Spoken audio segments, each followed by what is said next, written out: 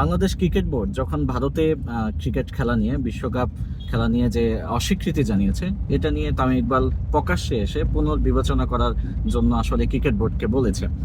দেখুন, যখন আমরা দেখি যে তামিম ইকবালের ব্যক্তিগত ইগোতে লাগে, তখন তিনি বিশ্বকাপ খেলতে চান না। কিন্তু অন্যদিকে যখন পুরো বাংলাদেশের ইগোতে, মানে বাংলাদেশের স্বাধীন সার্বভৌমত্বের প্রশ্নে আমরা এরকম একটি সিদ্ধান্তকে স্বাগত জানাচ্ছি, তখন তামিম ইকবাল ঠিকই এটার বিরোধিতা করছেন। এখন প্রশ্ন উঠে, আসলে তামিম ইকবালকে যে আমরা দালাল বলবো না, এটার আসলে ন্যায্যতা কোথায়? মানে তামিম ইকবালকে আমরা কেন দালাল বলবো না? তিনি যখন নিজের প্রশ্নে আসেন, তখন তো ঠিকই ক্রিকেট থেকে নিজেকে সরিয়ে রাখেন, অভিমান করেন, বিভিন্ন রকম ফ্রেস আমরা দেখেছি, অনেক কিছুই তিনি করেছেন।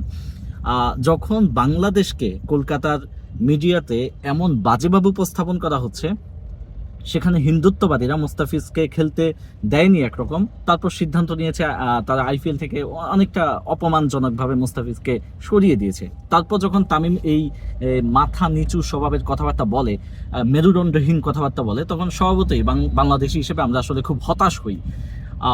আরেকটা প্রশ্ন এখন জেগেছে যে 3 আগস্ট যখন গণঅভ্যুত্থান সংগঠিত হয়, তার দুদিন আগে যখন এক দফা ঘোষণা হয়েছিল শহীদ মিনার থেকে, ওই দিন এমন সংকটময় একটা সময়ে তামিম ইকবাল কিভাবে গণভবন গিয়েছেন? মানে তিনি ওই সময় গণভবন গেলেনই বা কেন? সেই ব্যাপারটাও কিন্তু এখন আলোচনায় এসেছে। তো দালাল তামিম ইকবাল এই কথাটা বলবার ব্যাপারে আমরা অনেকেই আসলে বিব্রত হচ্ছি, কিন্তু আমার মনে হয় বিব্রত হওয়ার কিছু নেই। তামিম ইকবালকে দালাল বলা যেতেই পারে, তার যে কর্মকাণ্ড সেগুলি তাকে দালাল হিসাবে আমাদের সামনে রিপ্রেজেন্ট করে, তার দালাল বলার বৈধতা তৈরি করে। তো তামিম ইকবাল সহ আরও যারা তাকে তার ব্যাপারে সামাজিক যোগাযোগ মাধ্যমে পোস্ট দিতে এসেছেন, তাদেরকে প্রশ্ন করতে চাই, সেসব ক্রিকেটারকে বাংলাদেশে কত কিছু ঘটে গিয়েছে। ওসমান হাদি হত্যা শিকার হয়েছে, সেটা নিয়ে তারা দুবাক্য লিখতে পারেননি, কিন্তু ঠিকই সবাই একসাথে একই টাইম ব্যবহার করে, অনেকটা একই রকম ক্যাপশন ব্যবহার করে সবাই সিরিয়ালে পোস্ট দিয়ে যাচ্ছেন।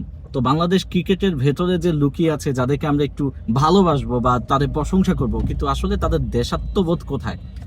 সবকিছুই কি বিক্রি হয়ে গেল কিনা, এটা বড় একটা প্রশ্ন তৈরি করেছে।